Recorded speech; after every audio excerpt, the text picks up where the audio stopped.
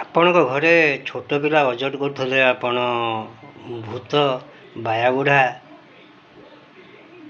ଏମିତି କହି ଭୟଭୀତ କରୁଛନ୍ତି କି? ସେମିତି ଆଦୌ କରନ୍ତୁନି।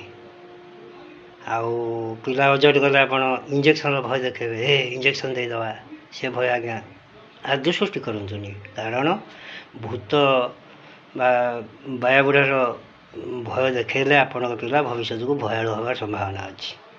ଆଉ ଇଞ୍ଜେକ୍ସନ୍ର ଭୟଟା ଯଦି ଆପଣଙ୍କ ପିଲାଙ୍କ ମନରେ ସୃଷ୍ଟି କରନ୍ତି, ତାହେଲେ କୌଣସି ଡାକ୍ତର କତିକି ଆପଣ ଯେତେବେଳେ ଚିକିତ୍ସା ପାଇଁ ନେବେ, ଆପଣଙ୍କ ପିଲା ଏତେ ଭୟଭୀତ ହେଇଯାଇଥିବ, ସେ ଇଞ୍ଜେକ୍ସନ୍ ଦିଆଯାଉ କିମ୍ବା ନ ଯାଉ, ସେ ଏତେ କାନ୍ଦି ଏମିତି ବିଶୃଙ୍ଖଳା ସୃଷ୍ଟି କରିବ, ଡାକ୍ତର ବି ନାହାନ୍ତି ହେଇଯିବ ତାକୁ ଚିକିତ୍ସା କରିବା ପାଇଁ।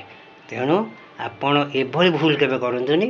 ଆପଣଙ୍କ ପିଲାକୁ ଭୟାଳୁ ସୃଷ୍ଟି କରନ୍ତୁନି। ଆପଣଙ୍କ ପିଲାକୁ ପ୍ରେରଣାତ୍ମକ ଶିକ୍ଷା ଦିଅନ୍ତୁ, ସଂସ୍କାର ଶିକ୍ଷା ଦିଅନ୍ତୁ, ତାକୁ ତା ମନୋବଳ ଦୃଢ଼ କରିବା ଭଳି, ସାହସୀ ହେବା ଭଳି କଥା କୁହନ୍ତୁ। ଆଉ ଏଥିରୁ ନିବୃତ୍ତ ରୁହନ୍ତୁ। ତେବେ ଆପଣଙ୍କ ପିଲାଙ୍କର ଭବିଷ୍ୟତରେ ନିଶ୍ଚିତ ଭାବରେ ଉଜ୍ଜଳମୟ ହେବ।